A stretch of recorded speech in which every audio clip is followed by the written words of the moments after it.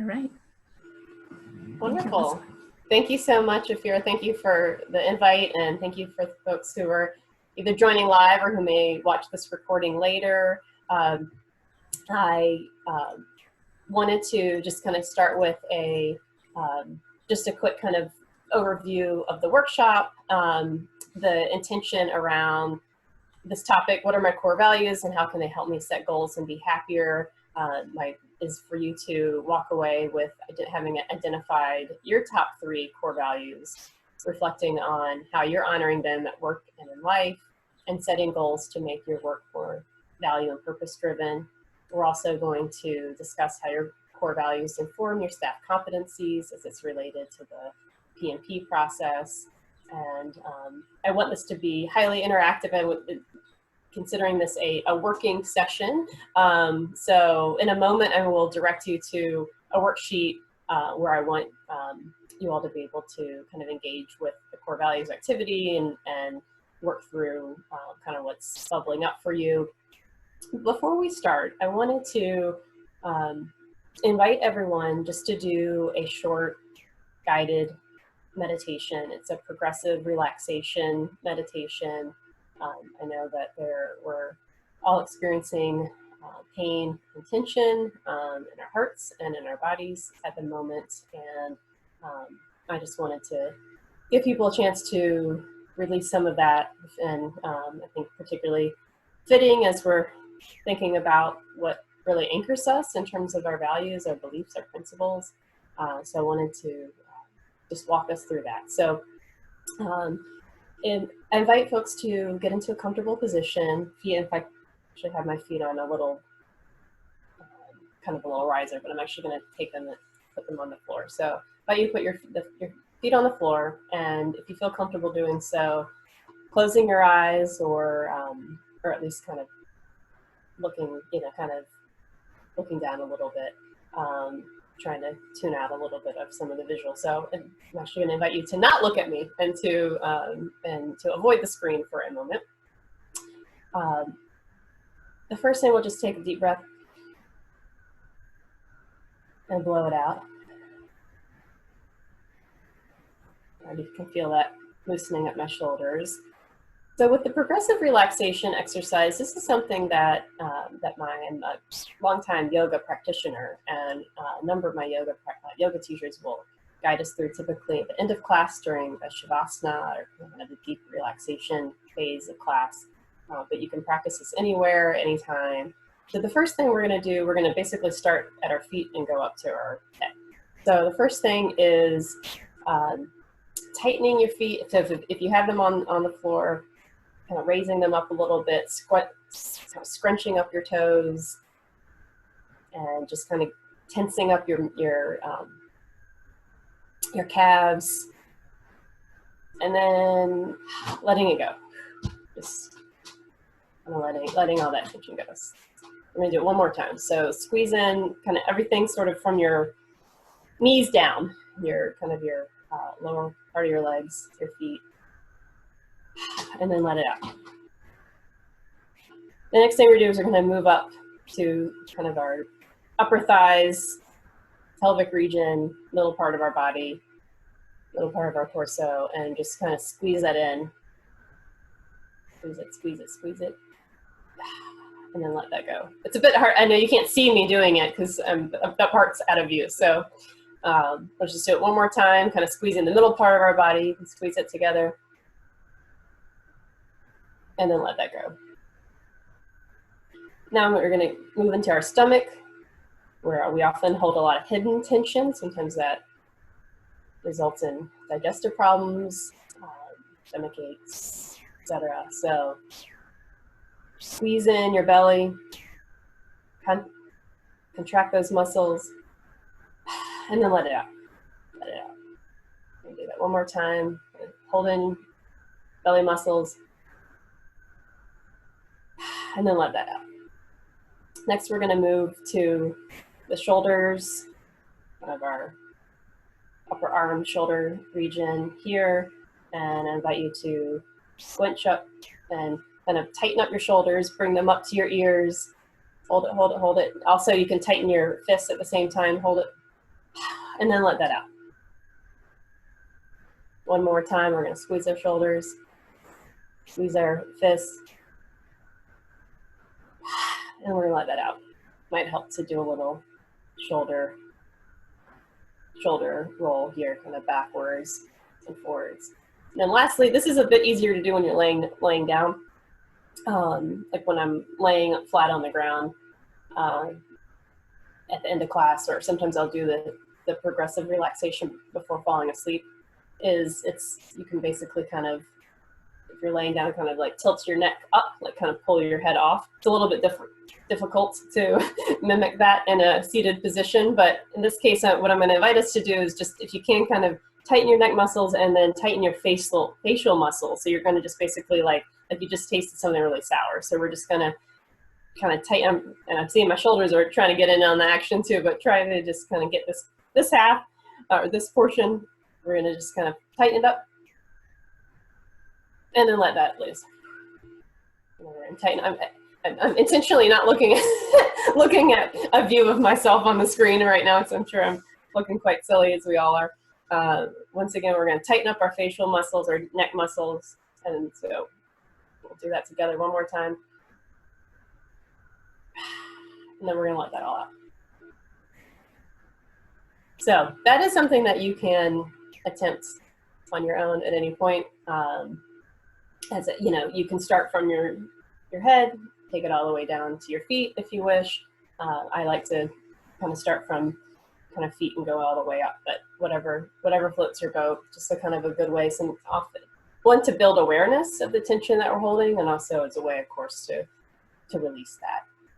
And I love anything like that, like a mini meditation. It just is a reminder that you don't have to set aside time or a space to do it. We can do, I know it might be kind of a good segue for those who are joining sitting too much workshop that follows me at 2 o'clock. So just a reminder of ways that we can try to be as relaxed in our bodies as possible. So with that, let us move over to the core values checklist exercise. So, and you might see if my eyes look like I'm kind of moving around and just toggling between some of these different things I've got up. So okay, so great. So thank you to Ophira for adding that. I'm not sure because we were prepping a little bit, what's in the chat box before people joined, if you can still see that or not, but there's a downloadable checklist document right here that is in the chat box. And if for some reason it does not work for you, at the very top if you scroll to the top of the chat feature, I've added a public Google Drive folder with that document as well. But this is set up as you can either download it as a Word doc or Google Doc. And my intention is that this is something that you can manipulate and fill in and use as we move forward. If anyone is having problems with that, please flag it in the chat feature. And if any questions come up, Ophira is going to be, as my moderator, is going to flag for me when questions arise. I'll probably see that the chat box is flashing. But feel free at any point. I'm happy to be interrupted, if you will, or just to kind of take questions as they come versus waiting to the very end. So as I said, my intention is for this to be very interactive. So I'm hoping that, while this was a topic that we were kind of generating a couple weeks ago, it seems fitting to use this time for some of your own self-reflection, some deep reflection. My intention is not to kind of talk through this whole workshop, but really give you a chance just to kind of like be a little bit in your stillness and in your silence as we're working through this exercise together. And I'm going to just kind of read it through here. And I invite you not to skip too far ahead yet, just beyond the first 2 pages, to look at the goal setting piece, which is where we're heading. So why we're starting with values, it's values are sources of strength. They give us the power to act. They are the foundation for our purpose and describe what we stand for and represent. They provide internal guidance and are organizing principles for actions and choices. I often describe them as kind of our guideposts, what motivates us, what anchors us. So my one caveat is on the second page. This list is not exhaustive, clearly. It's not as if there are only 20 core values. So I'm going to preempt any criticism or concern about that. This is, this is not a comprehensive. In fact, I invite you to play with this, to add, to if you feel like there's a core value that's speaking to you right now, it's not reflected on this list, feel free to add it. Once again, this is I intentionally, while I'm hoping that the formatting is sort of locked in the way that I wanted it to, whether you have a PC or a Mac, I intentionally did not want this to be a PDF, so you can get in and write in and cross things out and highlight and do whatever you want. So step one, when we advance to the next page, is to cross off the 10 values that are least important to your professional and personal life. Then step two is going to be, out of the remaining 10 values, so there are 20 values total, you're going to cross off 10 that are least important. Out of the remaining 10 values, I want you to pick the 3 that are most important to your professional and personal life and highlight them for yourself, whether you put them in bold, whether you use the highlighter feature, pick a different color, whatever that may be. These 3 values represent your core values. They should always be honored for you to feel like you are fulfilling your purpose and operating from a place of integrity. And once again, I have professional and personal life, and I encourage you to think holistically, that we are going to talk about how these play into your professional work, but I want you all to kind of think, for this first phase of the exercise, think about this kind of holistically in terms of what your values are in life. So with that, I'm going to give you all a few minutes to work through this exercise. And if there are any questions, feel free to pop up in the chat. And what you thought were your core values 4 months ago may have changed in the last couple.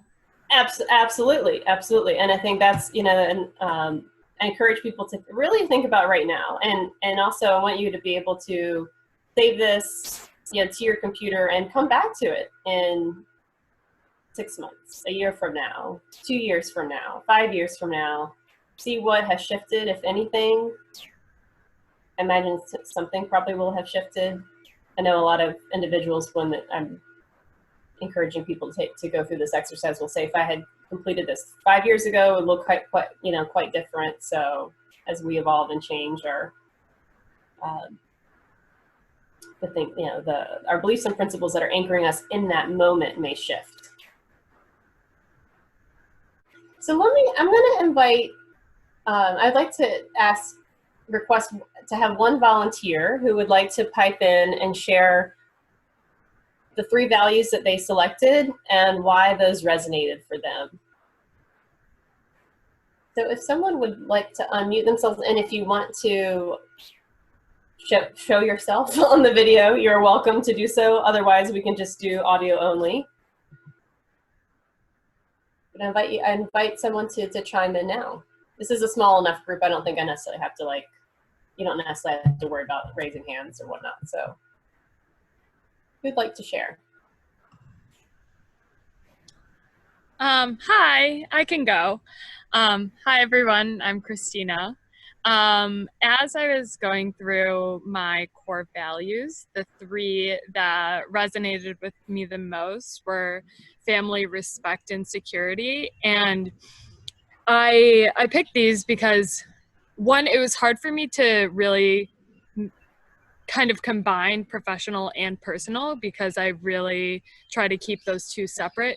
But then I realized that family, security, and what was the third one? Shoot, I just said this. family security and respect are also connected, because I really value having a safe space to work and having a safe space to live. And when I say safe space, I mean like being around people who are respectful and respecting them back, and being comfortable to have conversations about anything. And I think once that space is created, then you also have that security. Mm-hmm. Thank you so much, Christina. Yeah. And where your setting looks lovely. It's relaxing just to see the leaves reflected off of, you know, the trees reflected off of the your windows there. And Yeah. I like how you expressed how the core values are really kind of, you know, interconnected and tied to one another. You know, like that one needs to be in place for another one to be in place for the third to be in place. So it's kind of like yeah, like a stool with 3 legs, right? That kind of all needs to be there for you to feel supported. Yeah. Yeah. Awesome. Thank you. Great. So the next step we're going to do is, if you scroll down to page 3, we're now going to tie your values with goal setting. So as I said, you know, wanted to bring this back to your career, to your work, to your role at AU and beyond. So and I'm just going to invite folks, I'm going to read through and kind of similarly just do a guided kind of walk through these questions, give you a chance to pause and type in or write in what's popping up for you. So the first is, how do or could these 3 values relate to your career? So like using Christina as an example, like, so with family, sometimes when people choose family as one of their core values, it may be that they want a career or job that allows, they're kind of thinking of family in a very kind of literal sense in terms of the family at home, right? And so having a position that affords them a work-life balance so they can spend time with family is important. Sometimes it may be recast as a kind of a family-like work environment. So wanting to be in a very collegial, very congenial team, very collegial, you know, departments, and having just a very supportive kind of family-like family, hopefully in a functional family, not a dysfunctional family work environment. So sometimes it might kind of, you know, might be applied in that setting. So I'm gonna give you all a minute here to think about how do or could these 3 values relate to your career. I know the value of meaningful work obviously has work in there, has a relevant and purposeful job. So that there might be some obvious ones, but then there may be ones like spirituality that could be something that you're going to get a little bit, unless you work at K, you know, at K Spiritual Life, maybe that's something where you're going to get a little bit more creative in terms of how it may relate to your career.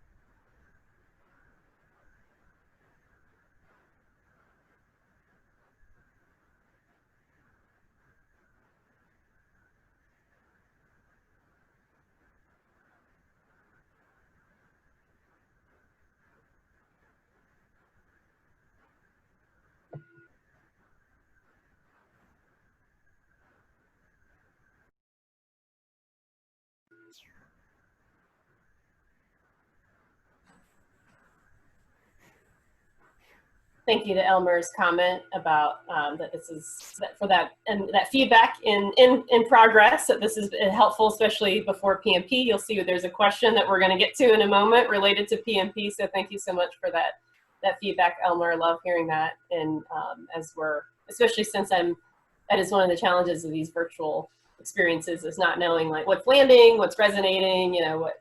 So that's awesome. And as Ophira mentioned, if she chimed in the chat box, excuse me, slipping up and about to say chat bot, is that if you have thoughts, questions, or comments, if you prefer to enter it through that mechanism versus unmuting, happy to have you do that.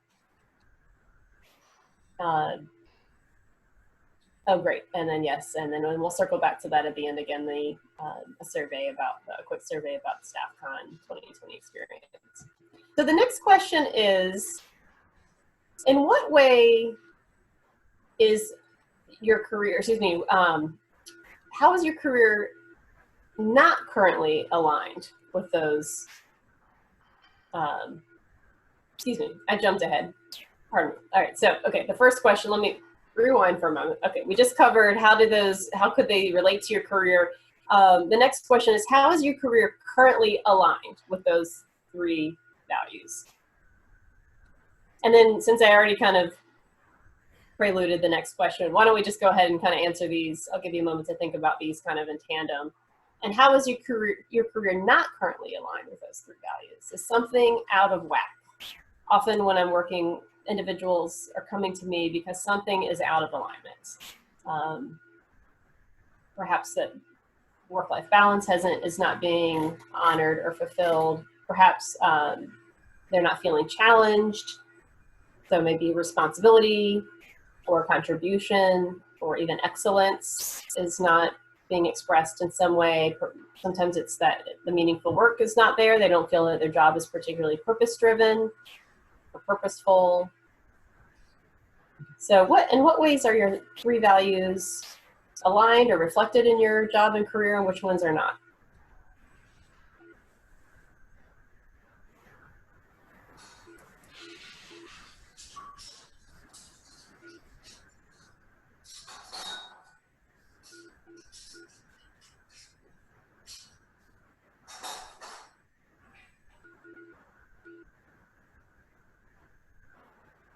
Elmer's commenting 2 are aligned, 1 is not. Okay.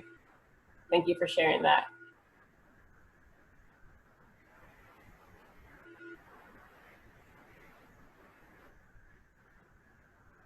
And I want to take a moment to recognize it is awesome when all 3 values are reflected in the job itself. It's sometimes we may have to get creative, and this I think is going to tie to the goal setting piece around if it is difficult to have that value honored at work right now, then it may be needing to look in pursuing an extracurricular activity or finding a way to basically building a life where your 3 values are honored in some way. So if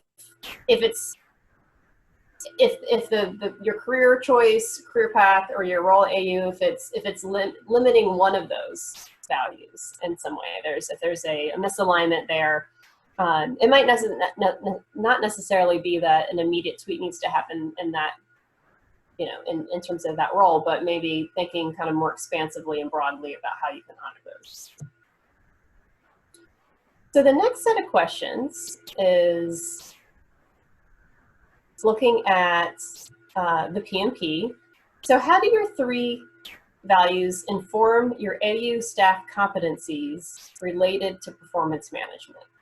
We're not going to get too deep into this, but we did want to relate it back to the PMP.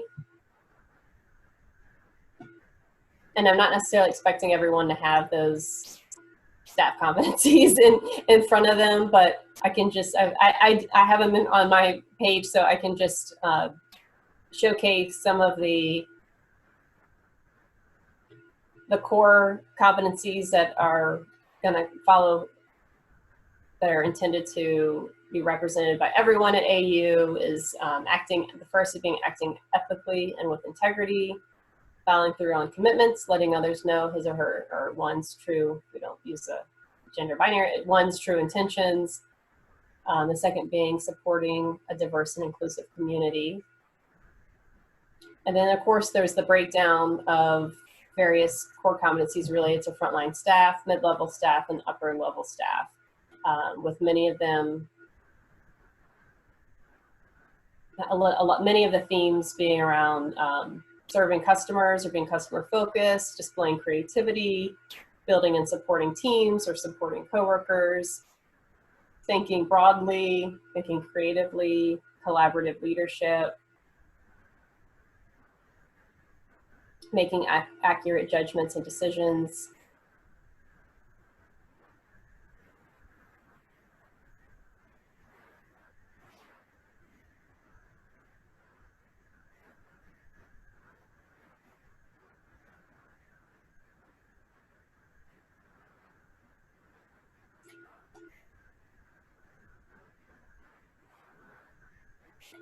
And now I want to move us into, now that we've really been thinking about our values, our principles, that should be really the foundation for setting those goals. So my next question for you all is, what are your top 3 goals right now? They don't necessarily have to be tied to the PMP, although they can be. They don't necessarily have to be tied to your goals in your job, but they can be. So I invite you to think broadly, to think specifically, whatever's speaking to you. What are your top 3 goals right now? My next question is a very probing coaching question, which is, what most threatens to hold you back from achieving these goals? So where are the pitfalls? What are the things that are going to slow you down? What are the things that might stop you in your tracks? So what most threatens to hold you back from achieving these goals? And then finally, I don't want to end us on the theme of threat. We have enough of that going on in the world right now. So to end on a positive note here, a hopeful note, which individuals and resources can best support you in achieving these goals?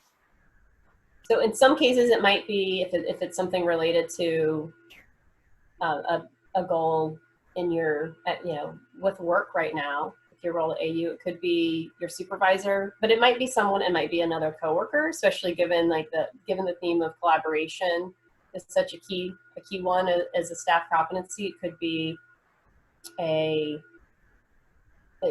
peer, it could be another director, it could be someone from a different department. It also might be someone outside of the AU community in terms of individuals. Resources is intentionally open-ended and open to your interpretation. So which individuals and resources can best support you in achieving these goals?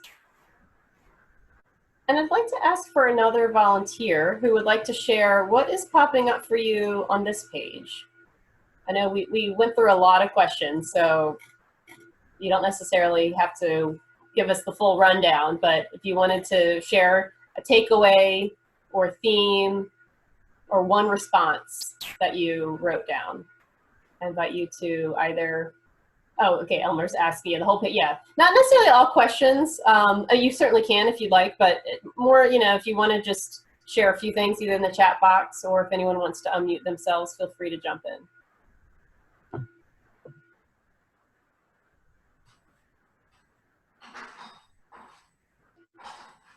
I can share so the goals I came up with were making sure that I'm, completing my work as assigned, making sure that my kids have activities and a schedule because school is now over for DC and there is no summer camp. So everything's up in the air. So but making sure that they're grounded.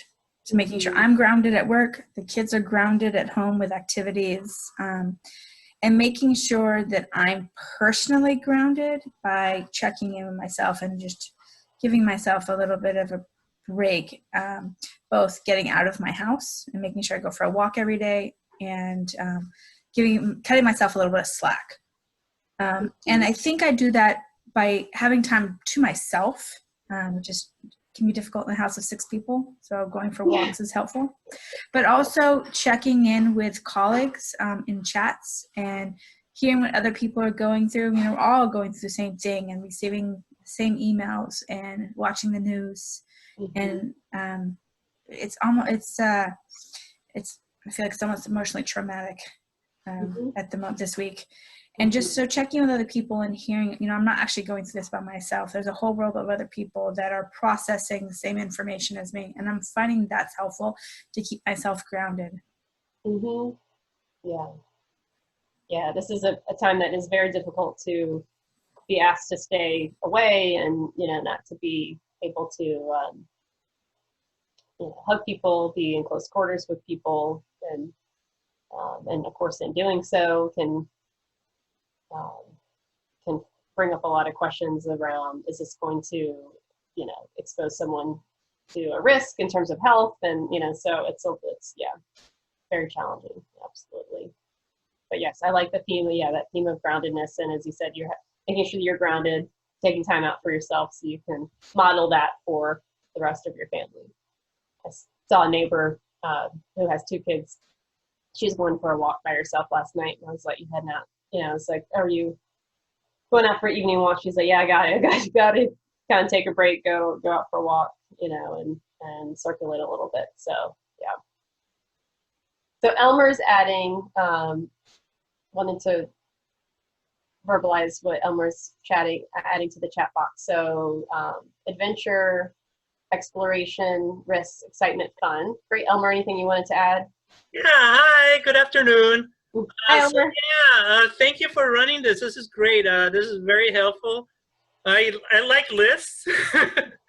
So the quant guy in me is very appealing to be able to sort things out. But yeah, so, you know, my 2 other ones are more aligned because they had to do with work. But one thing I'm trying to push more lately is to take more risks. And so that's kind of why I picked the adventurous one. And, you know, moving forward down the questions, that was kind of interesting because how I operationalize it is going to be tricky, right? Because, I mean, there's a certain expectation of what my role is. And so change comes slowly, right? But fortunately, I put on the top of resources and the last question, my boss, I'm lucky to have someone who's very understanding about this. And so I might want to approach her first before going all out on this. Yes, great. Thank you for sharing, Elmer. And yeah, and adventure is often one of those that will likely sort of lightly relates to, typically relates to work in terms of, you know, kind of in a literal sense of traveling, right? Which of course none of us can travel at the moment for work or for pleasure, or it's, you know, severely restricted. So it may be getting creative with, like, yeah, with taking risks. Like maybe taking risks could be, you know, volunteering to,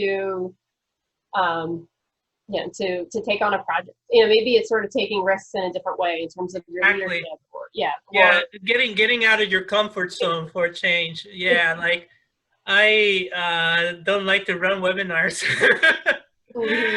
So I mean that's not a reality nowadays, right? So I need to adjust and maybe step out and be more proactive. Absolutely. Thank you for that.